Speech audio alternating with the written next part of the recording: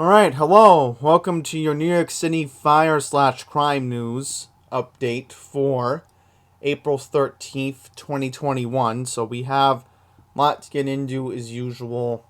A lot of incidents being reported in Queens. We're going to get into them. We also have to discuss an awful incident that happened over the weekend involving a shooting with a 12-year-old kid. We will get into that. And also, I will mention that the media didn't cover an awful accident that happened on the FDR Drive a couple days ago. It seems the media doesn't seem to care when there's multi-vehicle accidents these days, you know? And I will mention that this is, I think, the second time in a month where I have to report about an awful accident that took place on the FDR Drive.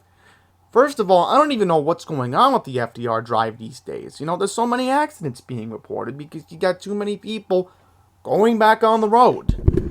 So let me just increase my mic here. That's better. Okay, so let's get into our first story. And I will mention that we have a fire that was reported in Queens Village. So this is the second time a fire has been reported in Queens Village, destroying multiple businesses in the past week, I believe. If I am correct, past 2 or 3 weeks, I think. Yeah. Now I'm back in sync. Okay, so let's read this. So, FDNY bows fire inside Queens Village barbershop. FDNY members fought off a fire inside a Queens Village barbershop on Wednesday, April 7th, around 9:30 a.m. Emergency calls about the fire, which broke out at Hollis Finest Barbershop at 206-10 Hollis Avenue at 9:30 in the morning. 12 units or 60 FDNY members showed up to find smoke coming out of the one-story commercial building. A witness said at the scene the smoke was coming out of the barber shop pretty thick. I was worried it was spread into the nearby supermarket. Yeah, so sadly, I know this area pretty well. It's not too far from where Francis Lewis Boulevard is. Firefighters got the flames under control in less than an hour at around 10:10 a.m. Thankfully, nobody was injured, and the cause of the fire is being under investigation by the fire marshal's office. Okay. So let's check our fire wire. Let's see what we got here today. We have a shipping container at 413 Park Avenue in the Williamsburg section, not too far from where the Navy Yard is. Then we have 2 incidents that were reported in the Bronx today. 950 Mesa Avenue in the Bronx, apartment 2B. Then we have a fire in Co-op City that was reported last night at the 20E 20th floor 120 Cowles' place. And then you have a fire in Midland Beach, Staten Island, in a colony, Midland Avenue off Colony. Looks like a commercial building not too far from where Highland Boulevard is. So, bring that up. Wow, look at that. 2 fires reported in Staten Island. You know, the media just doesn't seem to care. They really don't. I mean, come on. 2 major fires going on in Staten Island. That's why they're called the Forgotten Borough. Now, let's move on to our crime news. So, first up, we're going to get into this. And this technically has relation to fire. Well, tonight we saw a picture that the PBA posted on Facebook. They say this is an NYPD officer's personal vehicle set on fire yesterday in Coney Island. They believe it was targeted because an NYPD placard was displayed. Now, the PBA also posted pictures of other officers' cars with windows broken out in the 90th precinct in Williamsburg. In a message to members, the group says that officers are working in, quote, an extremely dangerous environment and urges them to remain alert. Wow, I mean, you just cannot make this stuff up. You really cannot make this stuff up. This is just completely disturbing. Alright, so this is what the article specifically said. So it says that this vehicle that you saw in the video was parked on Surf Avenue in Coney Island, and they said in the video that it had an NYPD parking placard. Yikes. So, I mean, you just cannot make this stuff up. You really can't. You really cannot. Okay, let's move on. We have an awful incident that happened in Brooklyn over the weekend, and it got a lot of media attention. So, if you didn't hear, happened in Brooklyn. 12-year-old kid was shot in the chest. So, let's read this article from AM New York. And by the way, this did appear in the Brooklyn paper. Okay, here we go. Cops in Brooklyn are looking for the individual who shot a 12-year-old boy in the chest on Saturday night. Police sources said it was not clear whether the victim was the intended target or a bystander. He's currently hospitalized, but the good news is the victim is expected to make a recovery. Officers from the 81 precinct responded to a 911 call about the shooting at 9:50 p.m. on Saturday, April 10th, in front of an apartment building on Malcolm X Boulevard near Monroe and Madison Street in the Bedford-Stuyvesant section. Upon arriving at the scene, sources said the officers found the wounded victim at the nearby Hello liquor store, where he had apparently run for help after being shot. According to WABC-TV, the ABC affiliate in New York City, there had been an altercation between two groups of individuals moments before the youngster was shot. Responding EMS units rushed the victim to a nearby hospital. Through the night, detectives and crime scene investigations combed the area for evidence in connection to the shooting. So far, no arrests have been made, and police did not have a description of the shooter.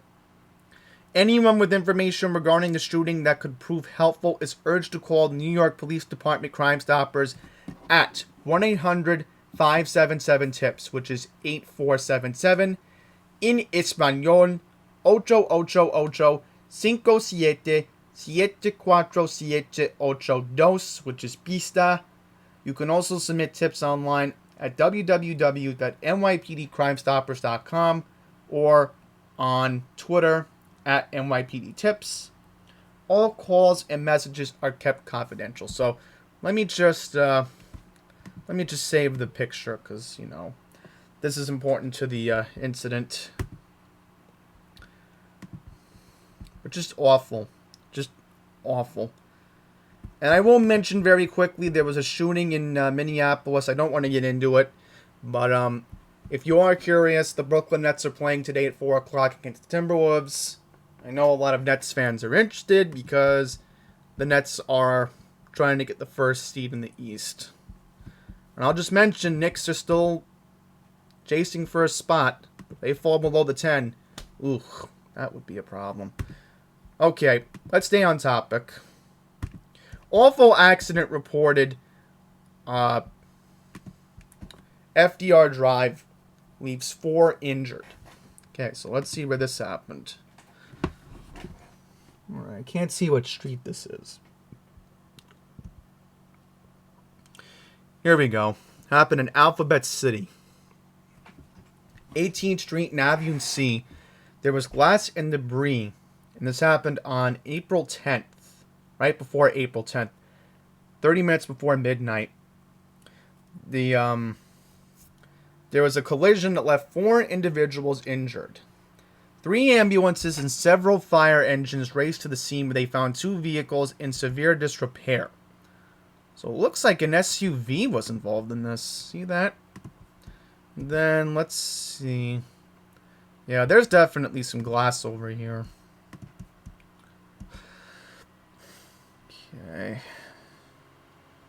So it says a Jeep Wrangler plowed into the side of a black minivan at 11:34 p.m. on Friday, April 9th, causing airbags to be deployed. The Jeep's windshield was covered with a spider web of cracks, so the right side of the minivan was pulverized.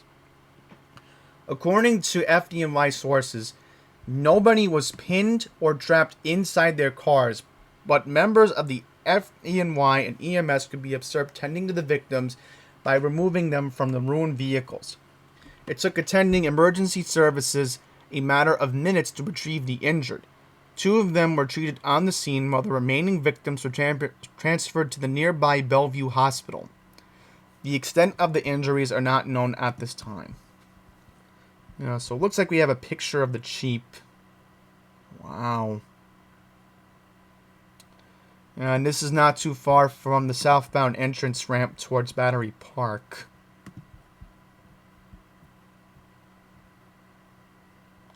Yeah, and then this is the... Yeah, this appears to look like a Chrysler Town & Country. I can tell by the way the vehicle looks, see?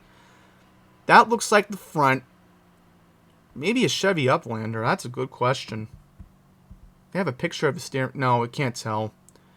Yeah, this definitely looks like a Chrysler dashboard, so I could tell this likely is a Chrysler Town & Country that was involved in the accident. Wow, that's just sad as it is. 2 Daimler Chrysler vehicles involved in one accident. Okay, so let's get into this story. Cops searching for Astoria package thief. So again, this is Northwest Queens, you know, being the way it is. And I actually know somebody. I just spoke to this person last night. Not going to say how I know her, but she's moving to Midwood, Brooklyn.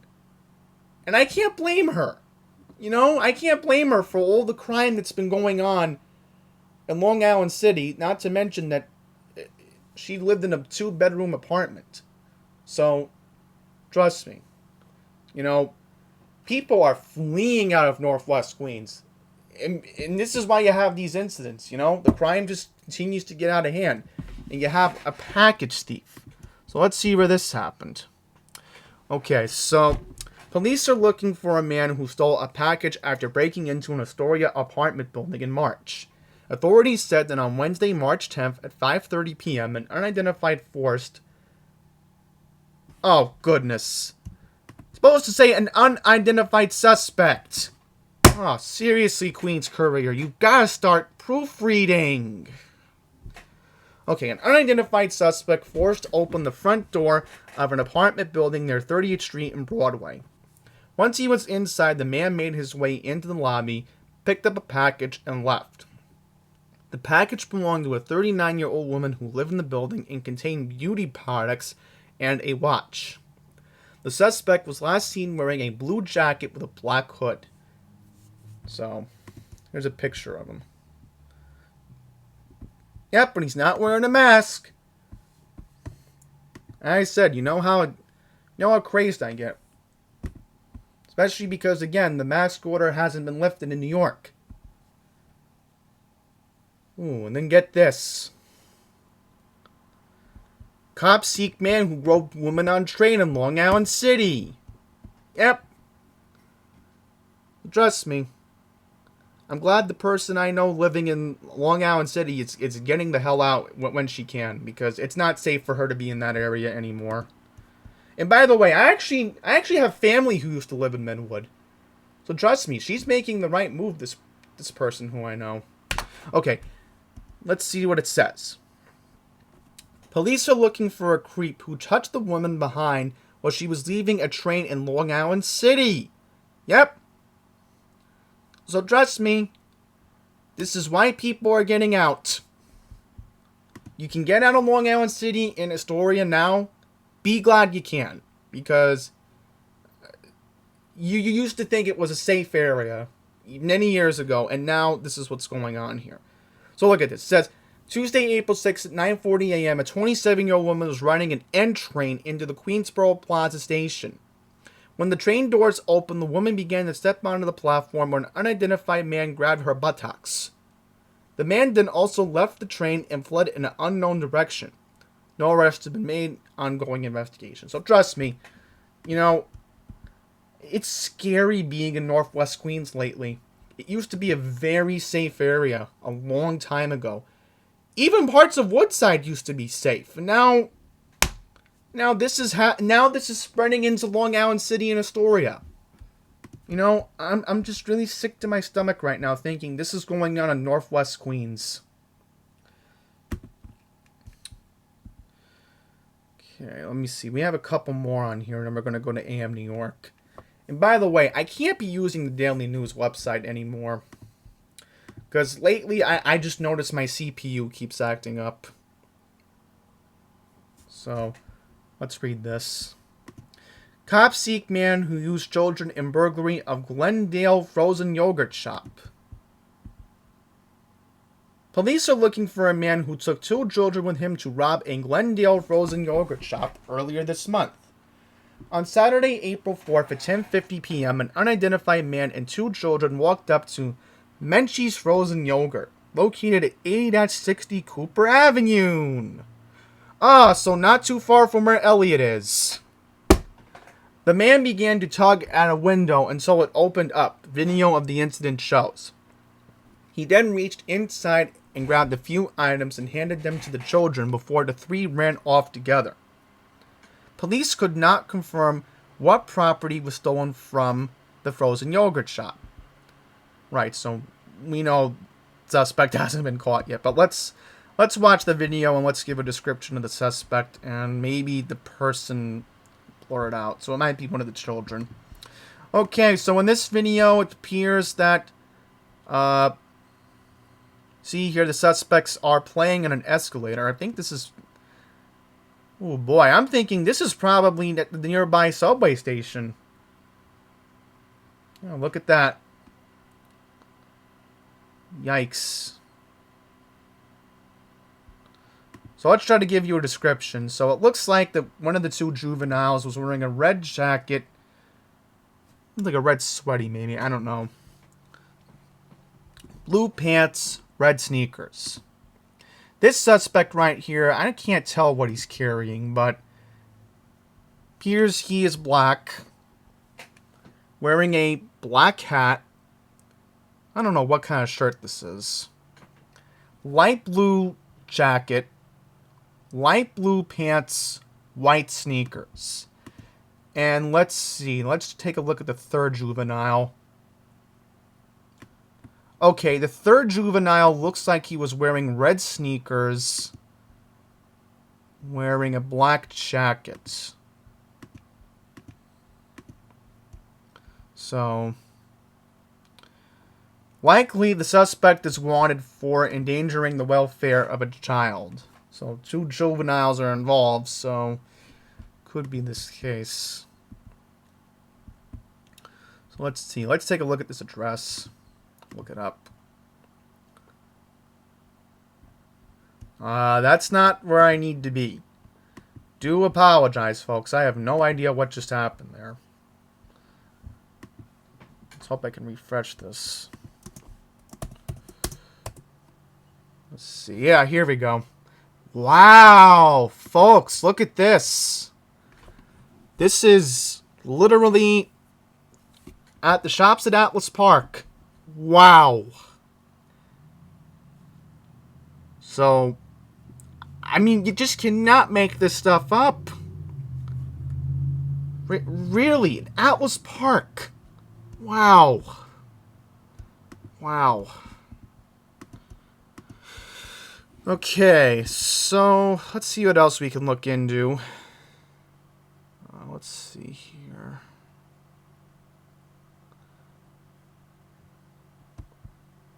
Oh, look at this. Big police presence in Kips Bay after armed disturbed man gets in standoff with police. Police engaged with an armed standoff with a disturbed man inside his Kips Bay apartment building on Monday afternoon, April 12th. Units from the 13th Precinct arrived at 344 East 28th Street at about 3:30 p.m. where a man identified as Luis Gonzalez, who was armed with a firearm, locked himself in an apartment. So let's see where this building is. Pull it up. Again, folks, I do apologize. I don't know what's going on today. Oh, boy, right on top of Bellevue. Yikes. Like I said, folks, I'm so sorry. I had my thing changed to Minneapolis because I was trying to watch what was going on over there in Minnesota. According to police sources, hostage negotiators were on the scene trying to create a dialogue with the man and ease tensions. Just outside the complex, the individual's brother, Dimitri Gonzalez, who also resides within the same apartment, found out about the incident through the Citizen app as he voyaged home from work. Dimitri Gonzalez said, "I tried calling him, but nothing. He's not answering. I can't even get upstairs. They have the whole 14th floor shut down." He shared that his father recently died after a 3-year battle with colon cancer. The family has been stressed. Yikes.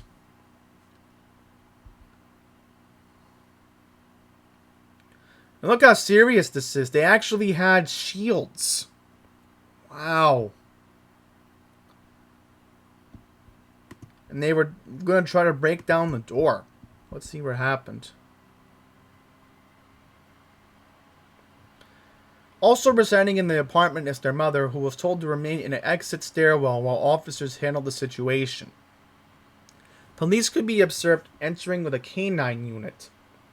Emergency services units blocked off the area and began inflating an airbag, concerned that Luis Gonzalez may leap from his apartment window. Soon thereafter, glass objects were flung from the window, narrowly missing officers below. Okay, let's see. Members of the NYPD then rushed inside. According to Dimitri Gonzalez, the police had helped him coax his brother out of the apartment. Luis was then transported to Bellevue Hospital for evaluation. Okay.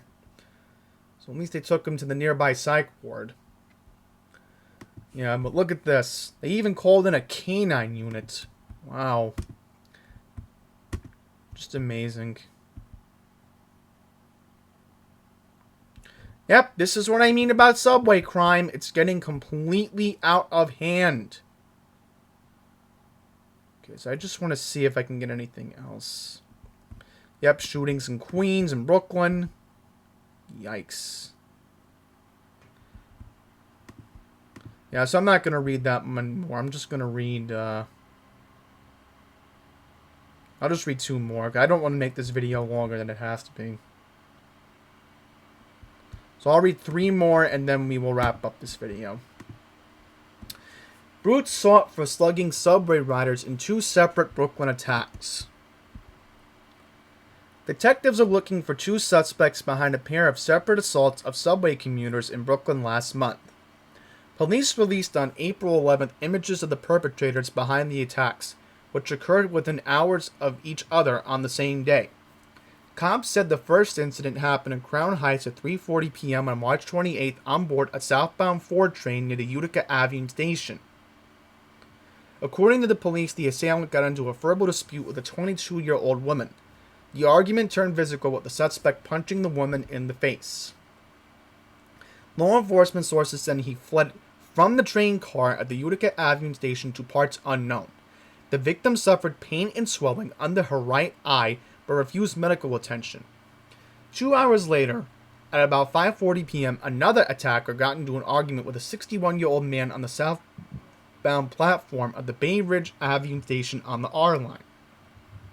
Police said the perpetrator then escalated the argument to an assault and punched the man in the face.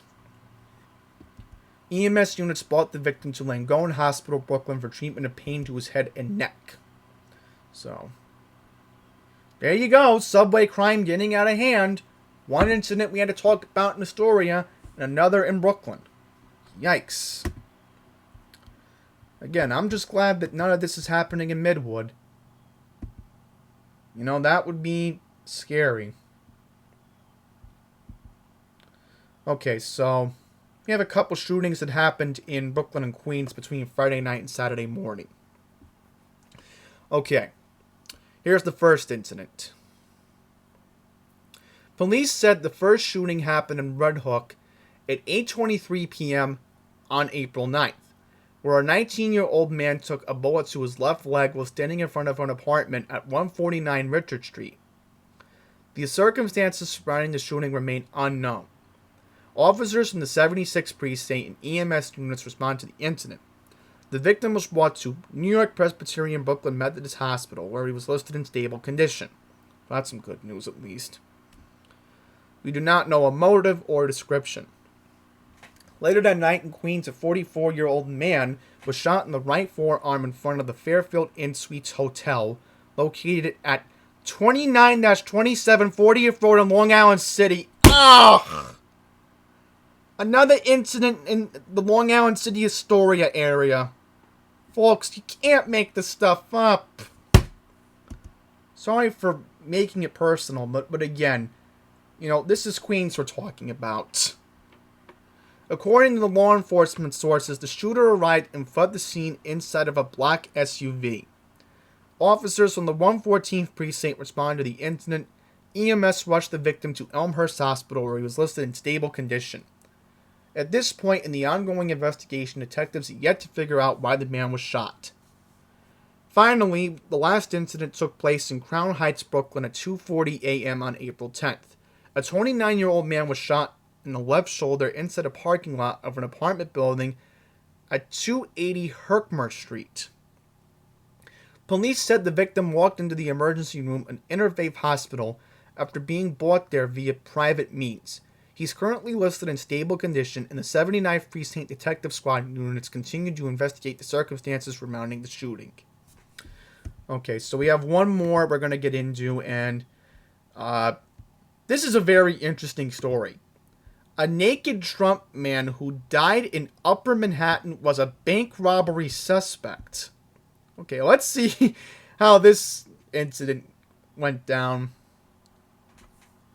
So it says here, this incident happened on Thursday, April 8th at 6 a.m. They found a naked, rambling, and apparently intoxicated man, later died, of course, was apparently suspected of committing a number of robberies. So it says here that officers from the 30th Precinct made the discovery. They entered a third-floor apartment at 601 West 142nd Street in Hamilton Heights. So they were looking for an ongoing criminal investigation. So, officers from the 30th Precinct found the man naked and lying on the floor. Sources familiar with the investigation said he mumbled to himself and exhibited signs of severe intoxication. Police officers at the scene also observed numerous empty liquor bottles nearby. According to law enforcement sources, the man had been wanted for a number of crimes, including bank robbery. He also had a prior record that included several arrests. The man was rushed to Columbia Presbyterian Hospital, where he was pronounced dead a short time later. The police have withheld his identity pending family notification. His body was transported to the medical examiner's office for an autopsy to determine the official cause of death. There is an ongoing investigation, so... Well, there you have it.